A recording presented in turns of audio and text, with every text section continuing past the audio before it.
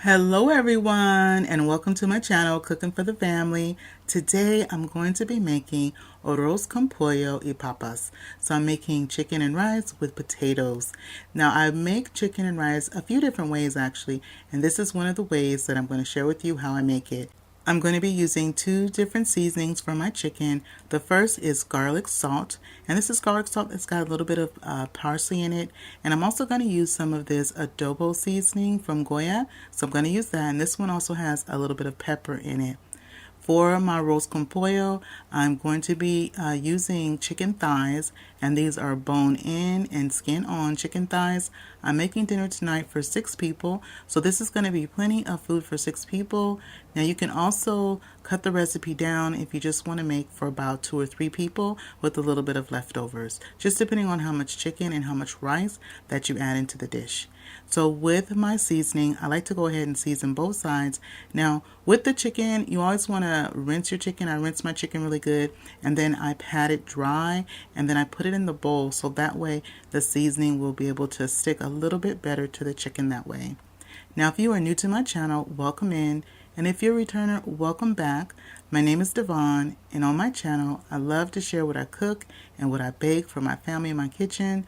So if you enjoy old school recipes, some nice authentic Mexican recipes that I learned from my wonderful sister-in-laws, and some down home southern cooking that I learned from my mom and my aunties, I hope you consider subscribing. So once I've gone on and I've seasoned it both with the Goya as well as the garlic salt.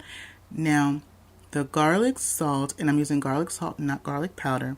The garlic salt, you just want to use a little bit because a little bit goes a long way. And so I just do a nice sheen of the garlic salt on all the pieces of the chicken, front and back. Now once I'm done seasoning my chicken, I'm going to go ahead and wash up my hands real quick. Now I do have another version of the arroz con pollo that I did on my channel a little while ago, and I'll go ahead and put the link to that arroz con pollo that I did in the description box below, so that way you can also check out that video. And that one I actually make in the oven. My chicken is nice, seasoned and ready, and it's time for the next step in cooking our dinner. So on the stove I have a very large pot. And in my pot, I'm going to put a couple of tablespoons of extra virgin olive oil. Now, if you don't have extra virgin olive oil, you can substitute it with 1 tablespoon of vegetable oil and 1 tablespoon of butter. But I'm using extra virgin olive oil, so if you have it on hand, definitely try to use it if you do. I let my oil get hot, and then I start my chicken thighs skin side down. And we're going to be searing our chicken thighs. We want to get a nice sear on each side.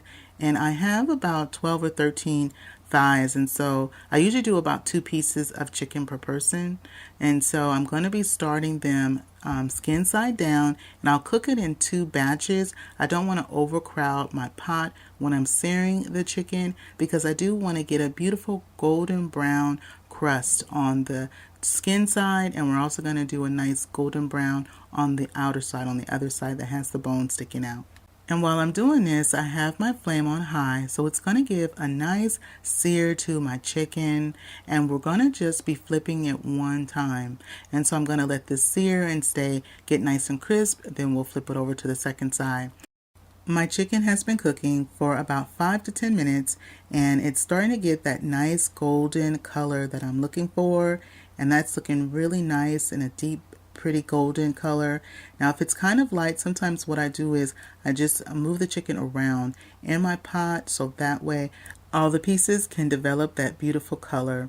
We're also building up some fond in our pot, and so that fond is going to be really key in giving us that wonderful rich flavor in home cooked arroz con pollo. And so once it's nice and it's going to be brown, this is going to take about 5 to 10 minutes on this side. And with the chicken, we're not 100% cooking it just yet. It's going to complete its cooking process when we put in the other ingredients into the pot. But you want to cook it, and it's going to be about, I'd say about 70% done, about 70-80% done is what we're cooking it right now. So while it's finishing on that second side, let's make the tomato sauce base for our dish. So in my blender, I'm putting in 1 tablespoon of the chicken bouillon, and then to that I'm going to be adding some white onion. And the white onion, I'm adding about 1/3 of a white onion. And so this is 1/3 of a white onion. You could say it's about 1 cup of onion if you were, say, to chop it, but I leave it in chunky pieces because we're going to be blending it. But this is a third of a white onion. Then I have some beautiful ripe Roma tomatoes. We're going to be using 3 Roma tomatoes. And my Roma tomatoes are kind of on the large side. If you had smaller Roma tomatoes, say they were just bigger than an egg, then you would definitely want to use 4 to 5 depending on the size. But mine are pretty big, so I'm using 3 tomatoes. And if you don't have any fresh tomatoes on hand, you can substitute it with 1 small 8-ounce can of tomato sauce. Now to my blender, I'm adding in some water.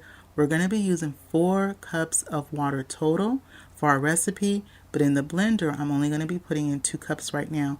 And that's just because I don't want the water to be too high on the blender and just, start to come out the top. So I put in 2 cups of water, 1 tablespoon of the chicken bouillon, the third of the white onion, and also the 3 large Roma tomatoes. I'm going to blend this well until the tomatoes and the onion have broken down. It's all incorporated with the water. So our sauce is ready. Let's go back and check on our chicken. The second side of our chicken has been cooking for about 10 minutes. We have some nice searing on the back. And then also in our pot, what you're going to notice is you're going to have some nice fond that has been built up. And you see all those nice little brown bits? That's fond, and that's going to be flavoring our rice and our potatoes. And when it comes to arroz con pollo, there's definitely different variations on how to make it. I think it's really kind of based on your family's preference or how your family's tradition to make it. I know some people make theirs with olives, and they use a little bit of the brine that comes off of the olives in the jar. And arroz con pollo, chicken and rice, is definitely a dish that I find in a lot of different cultures, and people make it based on their cultural traditions or background. And I'd love to hear in the comments below, how does your family make arroz con pollo? If you've made it before, if you haven't made it before, and looking forward to trying the recipe, definitely leave me a comment below, and I'd love to hear different ways on people how they make their arroz con pollo. So I've gone on and I've seared that second batch of chicken. We're going to take it out of the pan, and then you see we're going to be left with drippings from our chicken and some fond. And I'm going to be using this to toast our rice. Now in my cup, I have 2 cups of dry rice, and you can use long grain rice or jasmine rice. I'm using long grain rice today, and so I have 2 cups of the dry rice. I put that in my pan, and then I have my flame on that medium heat, that medium to high heat. We're going to toast our rice. It's going to get like a nice tanned color, not totally golden brown, but just a nice tan color. And you're also going to start to smell a little bit of the nuttiness that's going to come from toasting our rice, especially toasting it in those leftover drippings and fond in the pan. It's really going to have a beautiful flavor and also color that your rice is going to take on. This won't take long, so you want to make sure that you're watching your pot. And so this is what it's going to look like. Most of the pieces will be toasty. Some will still be slightly white, but you want the majority of your rice to be a nice little toasty color. Now that our rice is nice and toasty, we're going to add in the water. So I have that 2 cups of water here that we had reserved that we didn't put into our blender, and then I'm just going to give it a quick mix, because sometimes when you add your hot liquid in to the rice, sometimes a few of the grains of rice like to stick together. So just do a quick stir. And now I'm going to add the sauce that we made, the tomato sauce that we blended into our blender of the tomatoes, onion, and bouillon. And then after I add this second liquid, I'm going to go ahead and blend everything together. And then after I blended everything together, then I'm going to add in our potatoes. Now when it comes to the potatoes, I'm using white potatoes. They have like a soft skin. You can also use potatoes and leave the skin on. So you can use Yukon Gold potatoes or white potatoes, also known as new potatoes. I don't use russet potatoes because through the boiling process and the simmering, they tend to start to break down, and I want my potatoes to stay whole. But if you only have russet or Idaho on hand, you can still definitely use those. And then I cut my potatoes. I used 2 medium-sized potatoes, and I cut them about the size of that quarter size. Now I'm going to put the chicken back into my pot. I've gone on and I've turned my pot up to high. I'm going to nestle the chicken down into the liquid because we want our chicken to continue to cook. It's almost cooked, but it's not finished cooking, and so it's going to finish cooking, basically braising in that liquid as the rice also is cooking, and so more juice is going to be released, and it's going to flavor arroz con pollo so well. So I leave it on high, so I have my flame on high. Once my pot comes to a boil, then I put the top on. And I'm going to let it stay on a high heat. My flame is going to stay on high, and it's going to be boiling for 5 minutes. After 5 minutes, I turn my flame down to a low, and I let my pot cook on that low heat for about 20 to 25 minutes on that low heat. So 5 minutes on high with the top on, and then 20 to 25 minutes on that low to medium heat. So our arroz con pollo, and what you want to do is you want to check it to make sure that your rice is nice and tender. And as your rice continues to cool and your pot cools, the more juice will evaporate. And so you're going to have a little bit of a saucy rice, and then as it continues to cool, more of the liquid will evaporate. And this is our arroz con pollo. I garnished it with some chopped cilantro. That's just an option, but I like to put a little bit of chopped cilantro on top. You can also put a little bit of chopped parsley as well. Well, let's go ahead and try our rice and our potatoes. Go ahead and take your bite. Now I'm going to take my bite and see how we did. It's so full of flavor. But let's try our chicken. Our chicken looks nice and tender. Let's see, it should be nice and juicy. Oh my gosh. The chicken has come out nice and juicy and tender. The rice is just so nice. I love the texture of the rice and the potatoes and the flavor of all the ingredients. Are you ready for a bite of the chicken and rice together? Let me take a bite, see how we did. Oh my goodness.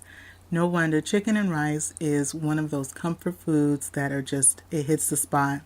Well, that is it for me today. If you enjoyed this video, don't forget to show it some love and give it a thumbs up, and click share. Share this video with a friend or family. And in the description box below, I have a list of all the ingredients you need to make this wonderful chicken and rice with potatoes. And if you're not subscribed, please hit that subscribe button and come back and visit me again in my kitchen. And remember, it's always good when Dyvonne is cooking for the family. I'll see you on the next one. Bye-bye, everybody.